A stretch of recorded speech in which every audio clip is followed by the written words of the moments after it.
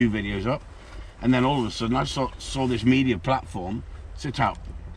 I saw this media platform that was going to take off, I thought, and I thought I've got to get on there because this is going to be a fantastic platform for teaching people. But although I was putting my own stuff up there, I was monitoring everybody else, whether it was pet dog trainers, gun dog trainers, agility trainers, bite work specialists, and I started seeing a pattern of the PC public had been led down the garden path, and the biggest problem with dog training was the pet people's dogs, not the competition people's dogs. Yes, there was people who was too hard. Yes, there was people who was flattening dogs to the point that they were not looking happy. But the difference is, you started to see that the pet world was a complete and utter mess. The so-called film stars of the pet world were selling an ideology and becoming very wealthy off it and getting TV shows because they were selling a false ideology of love, affection, clicker and treats. Now, you've seen me using food in the last few days with a number of dogs. I use food sparingly. It's part of it's in my toolbox that I use when I need to. The same as discipline, the same as affection, the same as gameplay. So as you can see, sit up. He's coming on a treat. He's enjoying life so much better. And he wants to play the game. And he wants to play the game because he's learnt through discipline as well as gameplay. And it's really important. Get out! It's really important that people have been misled for 20 odd years with dog training, that everything can be done with love and affection. Dead. Get up. Sit up. Everything can be done with love and affection, and you don't need any discipline. Well, this is a fine example of a dog that's had to have discipline because he'd taken over. He'd taken over to such a point that he was top dog. He was top dog in a family, a pet family, and that's all they wanted him for at the time. They wanted him as a pet, and he took over. He was a lovely bundle of a chocolate cocker, and Sophie said she wanted her husband to come home with a lap dog, and he came home with a little chocolate cocker. Well, everyone loved the little chocolate cocker. He was so small and so cute, and yet he took over. Now he's beginning to mature. Now he's beginning to realise there's boundaries, and you can only push those boundaries so far. He can switch off beautiful, but also he can turn on the speed. Sit up. He can turn on the speed as well. He's just waiting to be sent. He wants it. Get out. He's got to find it. He's got to put his nose down. It's his job. And they are so intelligent. They are so intelligent. I think that they've got a better character here. Dead. Get up. Sit up. They've got a better character than the Springer Spaniels. They've got a mind of their own that you have to get into. And I think they're a wonderful, wonderful dog. And 5 years ago, I'd be saying to you, well, no, I've trained that many cockers and they've been nightmares. But don't forget, I probably only see the real problem dogs. We talk about Darcy. Everything about Darcy has had to be retaught, even at 2 years of age, because they take over. Now, you could say, well, that's not just cockers, that's any breed. Yes, it is. It's any breed genetics that allow you to allow them to take over. They will. They're a predator. They go and hunt, they kill and hunt and eat it, don't they, in the real world. But what we want out of the dog, we want the dog to want to work for me, and not because I've forced him to work for me. And that's what he's enjoying. So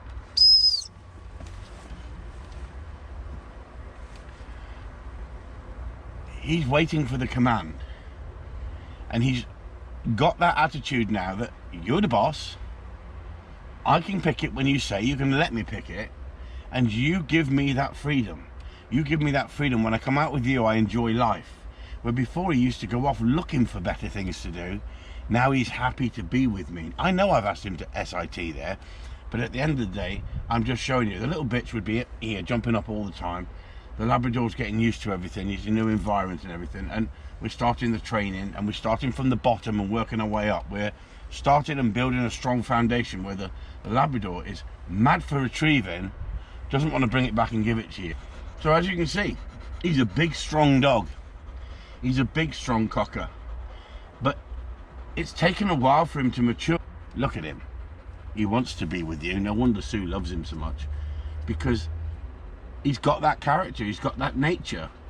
He wants to be your friend, like the cockers are, but they've still got that little naughty streak in them that you've got to learn to live with. And, you know, judging Springer Spaniels as a judge in competition, you know their traits. You know the way how responsive they are. You know how they can how they think, because you learn to think like the dog. But these characters think different. They definitely think different. Sit up. Go and play. Go on. Go and play. And they think different. It's as simple as that. They got a different mindset. So I learnt a method of how to train dogs, a winning method of how to train dogs, and I had happy dogs. People couldn't believe how happy my dogs were. I didn't need people to tell me my dogs were happy. They would buy my dogs off me because my dogs were responsive. They looked for training. They wanted to train, and they were winning. And people were going, I want what Chris Upton's got. And people were coming to me training for trialing people, training with me, and we were winning and picking up awards in trials as well. The people training with me, the people I taught how to train a dog, and they used discipline. No one questioned we shouldn't use discipline. It was all part and parcel of dog training in them days. And then all of a sudden, along comes the PC gangs, and we didn't know. I didn't really know about it because I wasn't in them groups. I was in the groups of competition dogs, and we knew. Get up here. Here. Sit up. We knew at the time. What are you doing? Sit up. Wagging your bloody tail. We knew at the time that that was the winning formula, and so that's what we used to produce, and that's what we used to show people. So I used to do training seminars and show people discipline. People never used to question it. People never questioned it. It was just part and parcel of the life of training a dog to a very high level. But it wasn't cruel. There's times when you've got a dog that's headstrong and stubborn and you've got to come down heavy on it once or twice, and the dog goes, oh God, you're in charge, I'm not going to do that. And that's important. That's important. And then what happens? The internet comes along, doesn't it? First I had an internet channel, a website on the internet. I was one of the first gun dog trainers to have a website showing our work. Mainly photos, mainly write-ups, mainly my opinion of our trainer dog and how I get to that standard of training and what I've achieved. And then along comes Facebook, YouTube, Twitter, and all this sort of stuff, and it's all new to us. And it's knowing when to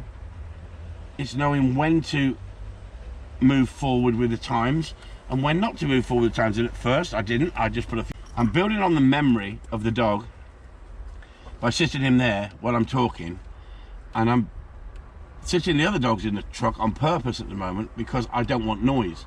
So when I'm out training, I want to be able to train one dog and not have the other dogs barking or kicking off. And that's why the Labrador's in there, because I'm teaching him that when I'm out training, and if I'm training at the back of him and he can see everything, then he's going to get a bit wound up and cheesed off and want to come out.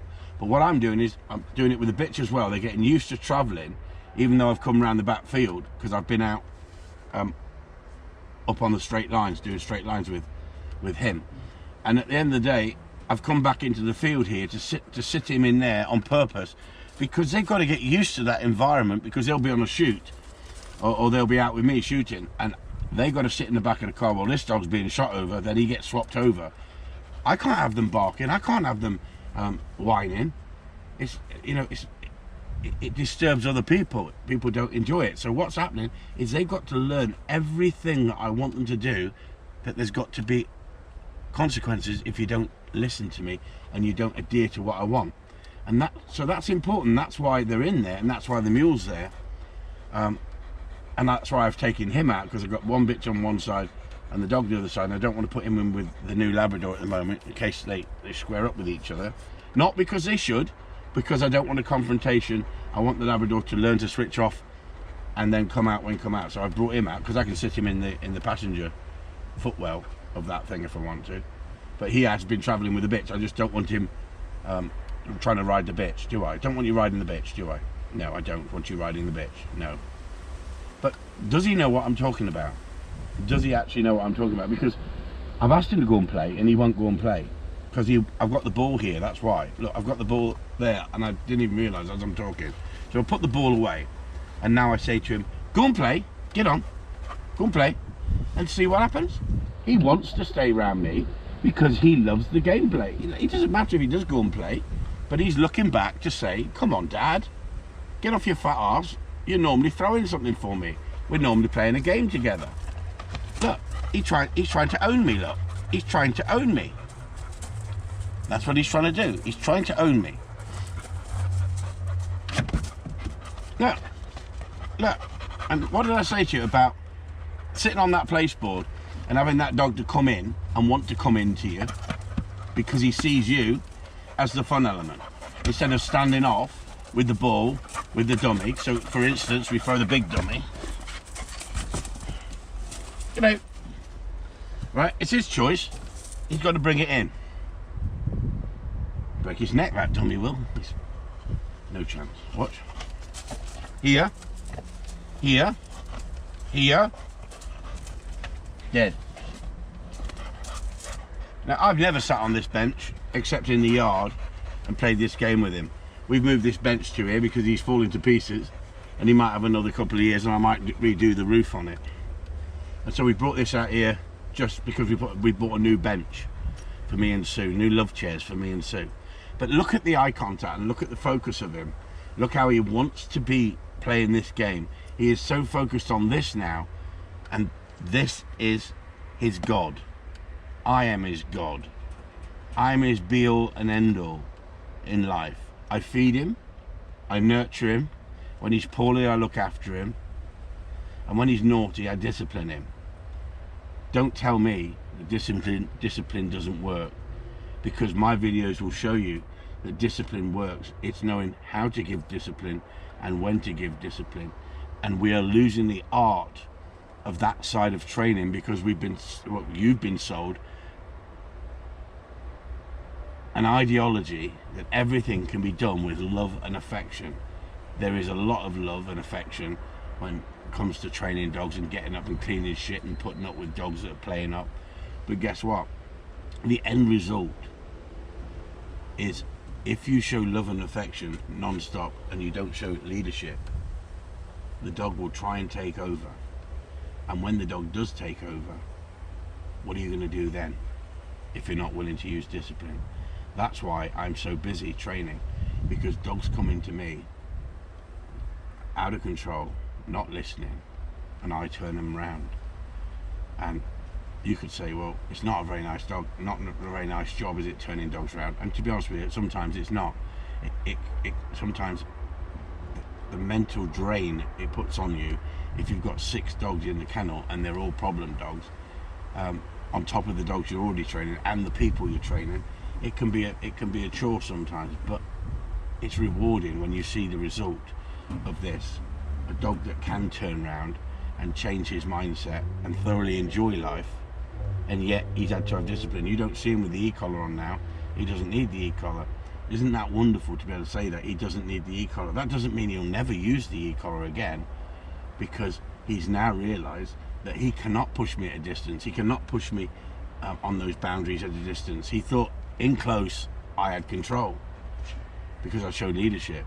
Out there he thought he had control and he could do his own thing. I'm not saying he's perfect. He'll never be perfect. I don't want a perfect dog, although I thrive for perfection. I want a dog to be a dog. I want him to love to play this game, and that's what it's about, isn't it, boy? Isn't it? What do you think? Do you like me? Do you love me? Am I your best friend? Are you my best friend? Or are you a freaking naughty little cocker? Eh? What do you think? If only you could talk, you could tell everybody on the camera. So what I want you to do, I want you to look at the camera and tell everyone on the camera what a fantastic person I am, and you'd recommend me any time of the week. The camera. Look at the camera and tell the camera. Look at the camera and tell the camera. Oh, you don't lie. What do you mean the camera never lies? I had the ball, didn't I? Okay then, get on then. Go and play. Get on. See, the Labrador is beginning to find his feet. He can be naughty, trust me. In the yard, he doesn't want to go back in the kennel. He's pushing boundaries. And yet here, he's just saying, I want to be with you, I want to please you.